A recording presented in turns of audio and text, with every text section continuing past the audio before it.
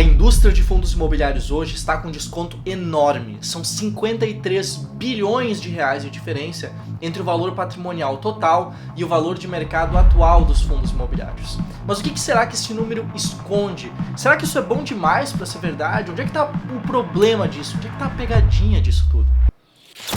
Bom, se você não me conhece, muito prazer, meu nome é José, e para a gente entender toda essa questão, a gente primeiro precisa entender como que a gente pode medir esse desconto existente nos fundos imobiliários. E para isso, a gente vai ver 3 pontos específicos. O primeiro deles é como a gente vai medir o valor patrimonial dos fundos de tijolo, depois como a gente mede o valor patrimonial dos fundos de papel, que é bem diferente, e por fim a gente vai dar uma olhada na questão dos fundos que tem uma questão bem particular, bem específica dessa categoria de fundos imobiliários. Bom, começando então pelos fundos imobiliários de tijolo. Para você medir o valor patrimonial, basicamente é feito o valuation dos imóveis que existem por trás de um fundo específico.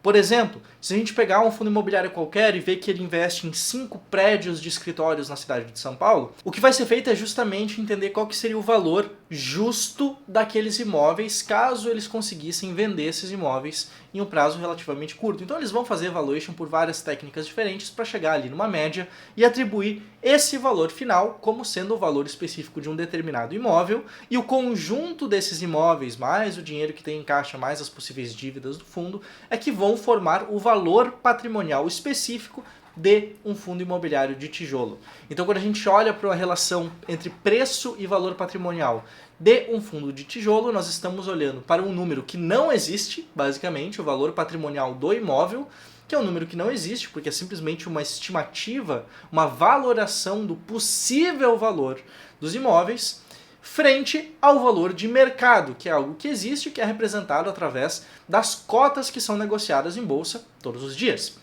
Já para o segundo tipo de fundo imobiliário, para os fundos de papel, a situação é um pouco diferente.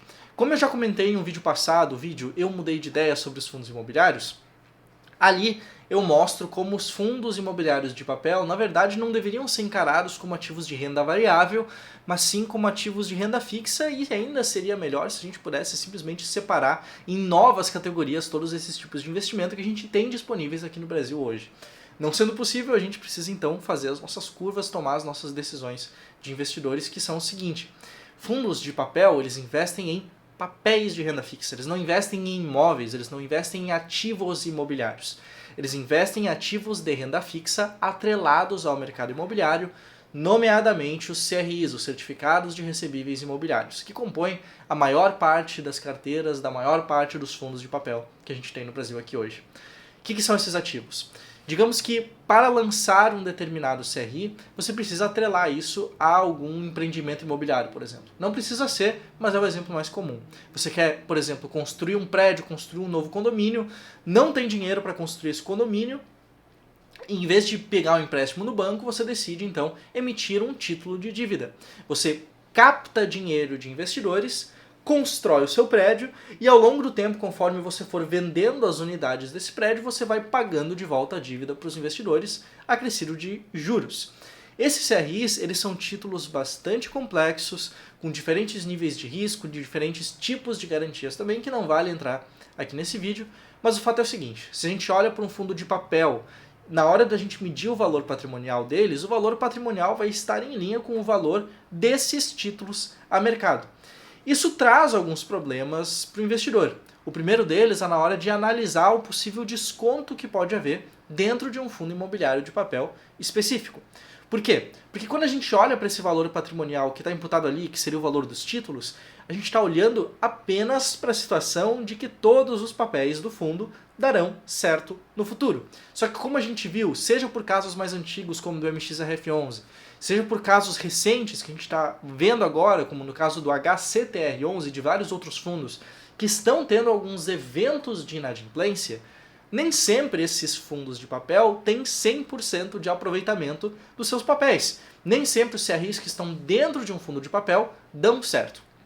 Então quando a gente olha para a relação de desconto que pode existir em fundos imobiliários de papel, para a relação entre preço e valor patrimonial, o que a gente vai ver é que o investidor ele deveria esperar um certo desconto na hora de investir, ao invés de comprar um fundo de papel a qualquer preço, justamente porque essas operações dentro do fundo podem sim acabar dando errado ao longo do tempo.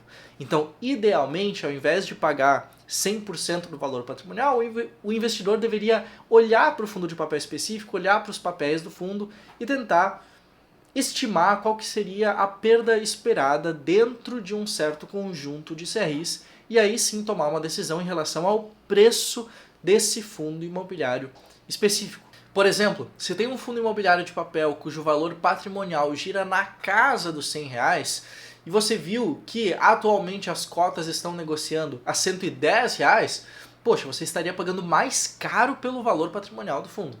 Agora, se o fundo tem um valor patrimonial de R$100, mas está sendo negociado a 90, isso quer dizer que você tem ali um desconto de 10% e que se você estima que menos de 10% dos títulos dentro daquele fundo imobiliário específico darão errado, pode ser que faça sentido você investir nesse fundo específico. Beleza? Bom, agora a gente vai passar então para o terceiro tipo de fundo imobiliário, que são os fundos de fundos. Aqui a gente tem uma situação também específica. O valor patrimonial dos fundos de fundos, que são os fundos imobiliários que investem em outros fundos imobiliários, montando uma carteira diversificada, esses fundos têm o seu valor patrimonial atrelado ao valor de mercado dos fundos imobiliários que ele investe, com uma certa defasagem por conta da divulgação dessas informações.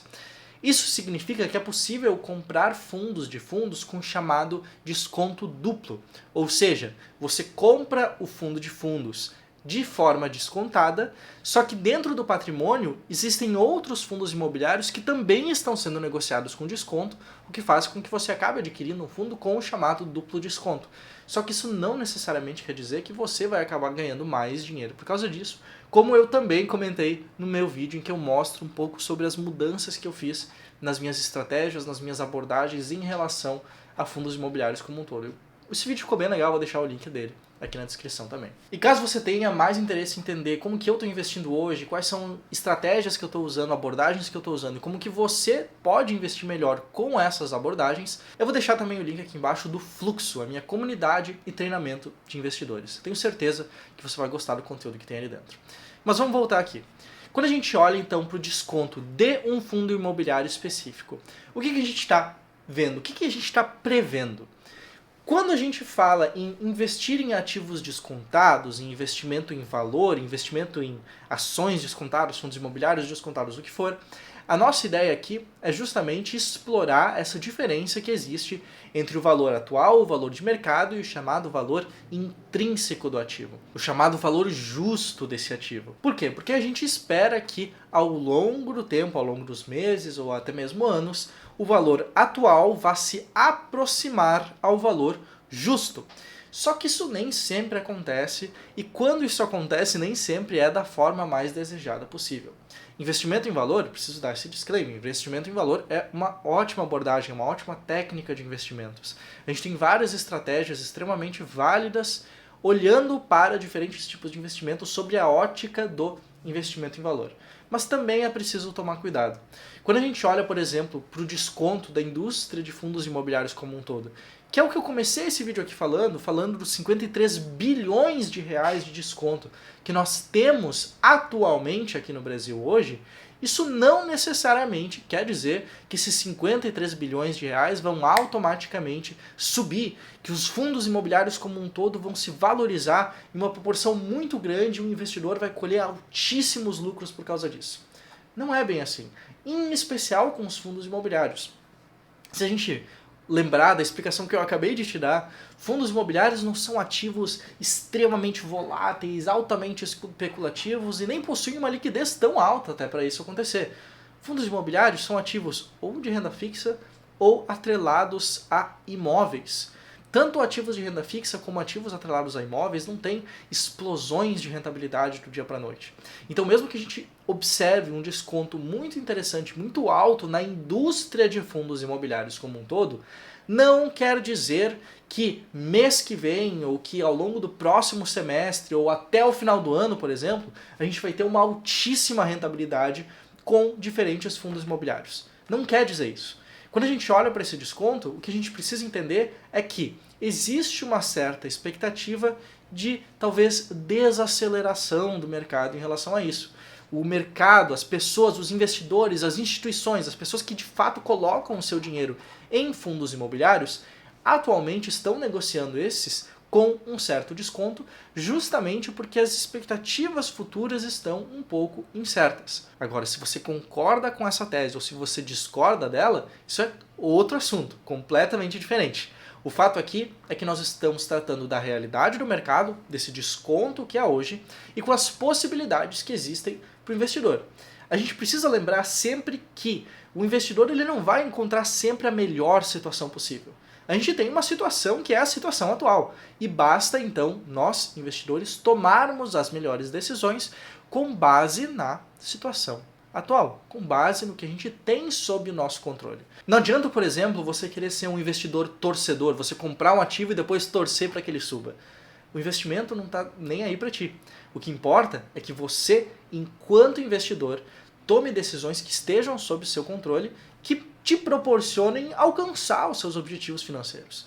Então, esse desconto que existe na indústria dos fundos imobiliários, por exemplo, é algo que eu, hoje, de acordo com a minha metodologia, a metodologia do fluxo, estou usando nos meus investimentos. Hoje, eu invisto em fundos imobiliários e parte do motivo é por causa desse desconto que existe, enquanto outra parte é justamente as características dos fundos imobiliários em si, que são difíceis de achar em ativos que não sejam fundos imobiliários. Como, por exemplo, questões como perenidade, como frequência de pagamento de dividendos, e por aí vai. Então, para mim, para minha abordagem, na minha estratégia, na minha análise, faz sentido eu continuar investindo em fundos imobiliários de acordo com a abordagem que eu tenho.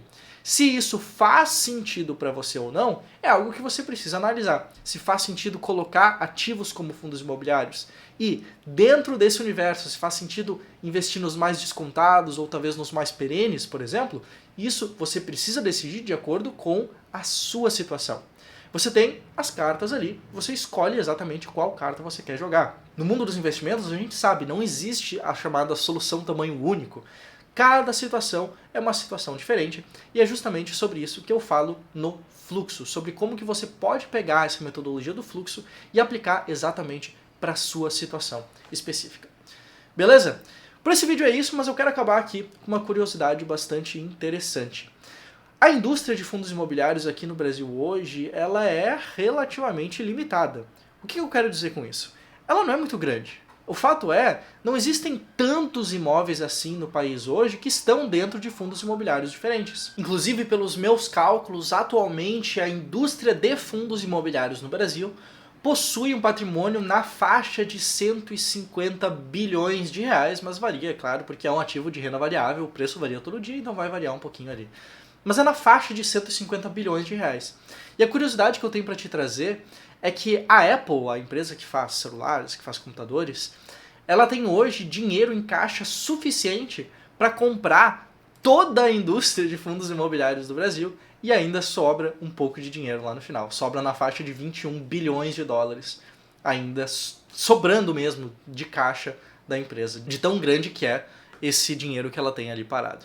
Bom, agora sim, por esse vídeo era isso e eu te espero em uma próxima oportunidade aqui na Guilda dos Investidores. Até mais, um abraço!